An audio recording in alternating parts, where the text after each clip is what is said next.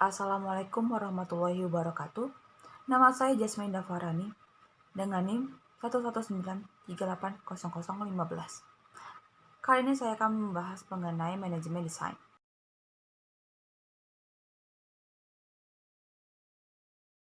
Apakah manajemen itu?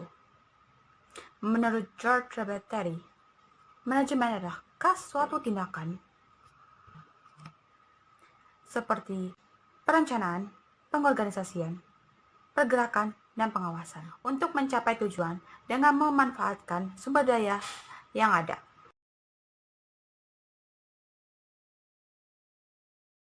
Tema konsentrasi manajemen. Yang pertama adalah manajemen sumber daya manusia. Sumber daya manusia ini untuk menangani perekrutan, pengembangan, dan peningkatan dalam manajemen produksi, yaitu mengenai perencanaan desain, penyediaan bahan baku, mutu, jumlah, pengendalian, dan pengawasan produksi. Yang ketiga adalah manajemen pemasaran. Mereka mengenai riset pasar, strategi pemasaran, promosi produk, analisis pasar, dan analisis kompetitor. Lalu yang keempat adalah manajemen informasi, yaitu mengenai skill komunikasi, menguasai bahasa asing, dan menguasai teknologi digital. Yang terakhir ada manajemen strategis. Mereka menangani penyusunan, penerapan, dan evaluasi kegiatan agar tugas dapat berjalan dengan optimal.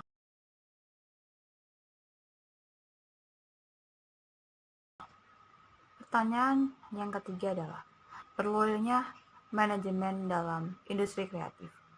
Menurut Henry Fayol, fungsi manajemen yaitu planning, organizing, coordinating, controlling, dan commanding. Dan tanpa kelima itu, kita mungkin bisa saja keteteran untuk mengerjakan sebuah desain.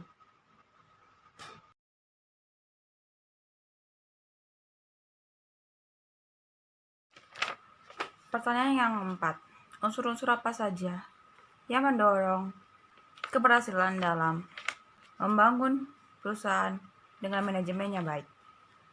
Unsur-unsur diantaranya yaitu human, money, market, machine, method, dan material. Untuk pembahasan yang pertama yaitu human.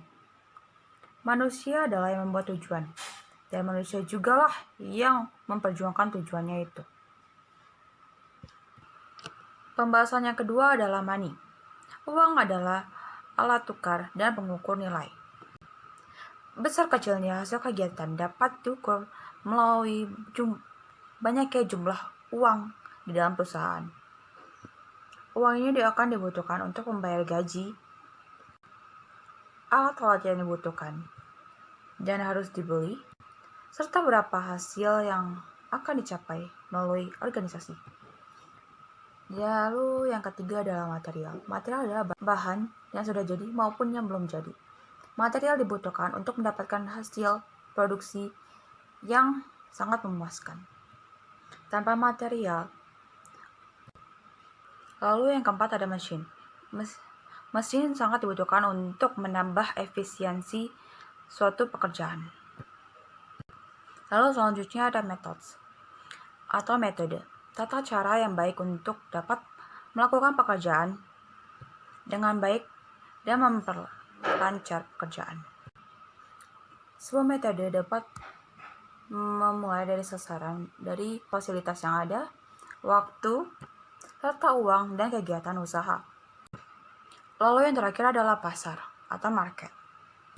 Memasarkan produk sangat penting, karena apabila produk tidak laku, maka produksi barang akan dihentikan. Oleh sebab itu, penguasaan pasar merupakan faktor penting dalam perusahaan. Agar pasar dapat dikuasai, maka harga dan kualitas harus bisa memuaskan konsumen.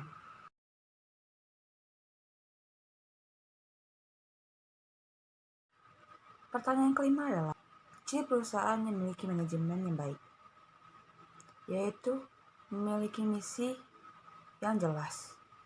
Dengan memahami tujuan mereka dapat membuat patokan dan memahami bagaimana cara pasar bekerja.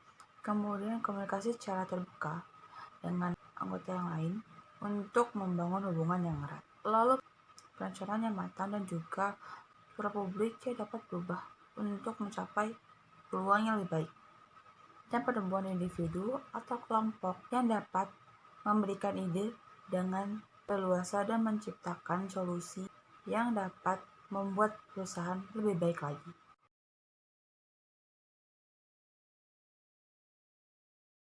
Pertanyaan kenapa adalah standar manajemen yang baik, yaitu yang pertama adalah struktur dan tanggung jawab. Penerapan sistem manajemen lingkungan yang baik tidak hanya bergantung pada ketuanya saja, namun untuk semua anggota. Oleh karena itu, tanggung jawab tidak hanya sebagai fungsi lingkungan, tapi juga sebagai tanggung jawab untuk seluruh anggotanya. Yang kedua adalah kesiagaan dan tanggap darurat. Prosedur gawat darurat yang sangat terperinci harus sudah dituliskan sebelum keadaan darurat tersebut terjadi. Rencana yang sudah dipersiapkan untuk mengatasi keadaan ini mempunyai beberapa nama. Namun yang paling umum adalah rencana respon gawat darurat dan rencana pemulihan bencana.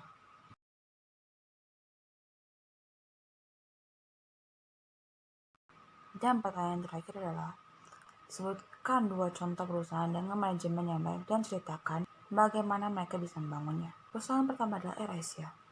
Sekilas, perusahaan ini awalnya dimiliki oleh perusahaan Malaysia bernama DRB Hicom. Namun karena memiliki masalah manajemen dan kegiatan operasional yang tidak efisien, akhirnya maskapai ini memiliki kerugian yang banyak dan pada akhirnya mengalami kebangkrutan. Administrator Time Warner yang terkenal, Datuk Tony Fernandes, menyambut baik niat pemerintah untuk memberhentikan AirAsia. Dia menggunakan kesempatan ini untuk membangkitkan kembali AirAsia dan meningkatkan kembali manajemennya. Datuk Tony Fernandes menyambut baik pemerintah untuk mengakhiri operasi AirAsia. Dia menggunakan kesempatan ini untuk meningkatkan kembali manajemennya. Dia menghidupkan kembali AirAsia. Kemudian dia membeli saham AirAsia dari pemerintah Malaysia pada 2 Desember 2001. Dan sekarang AirAsia terkenal akan tingkat manajemennya yang baik karena peranannya dalam mempromosikan komunikasi yang transparan kepada para investor. Mereka juga mengatakan bahwa AirAsia memiliki strategi dan visibilitas yang baik. Para analisis juga mengatakan senior manajemen AirAsia terbuka untuk berbagai pertanyaan dan pemberian dari investor, terutama terkait karena perusahaan dan hubungan yang baik dengan pihak luar. Perusahaan yang kedua adalah perusahaan Apple. Apple adalah perusahaan dengan tingkat manajemen sumber daya manusia terbaik saat ini. Perusahaan teknologi ini mendapatkan penghargaan karena budaya dan disiplin kerja yang sangat memuaskan. Dengan dukungan berbagai keuntungan seperti fasilitas kantor yang memadai yang menjadi incaran banyak lulusan baru atau profesional untuk mencari pekerjaan. Di Apple, karyawan adalah spesialisasi yang tidak mengurus hal-hal di luar kemampuan mereka. Jobs menilai ini merupakan cara mendapatkan orang-orang terbaik di setiap bidang. Misalnya, Ron Johnson, Wakil Presiden Senior Operasi Retail sampai 1 November 2011, bertugas menangani pemilihan lokasi, layanan toko, dan desain toko, tetapi tidak mengurus stok barang. Sekian sudah pembahasan dari saya. Apabila ada salah kata dan salah pengucapan, saya mohon maaf. Assalamualaikum warahmatullahi wabarakatuh.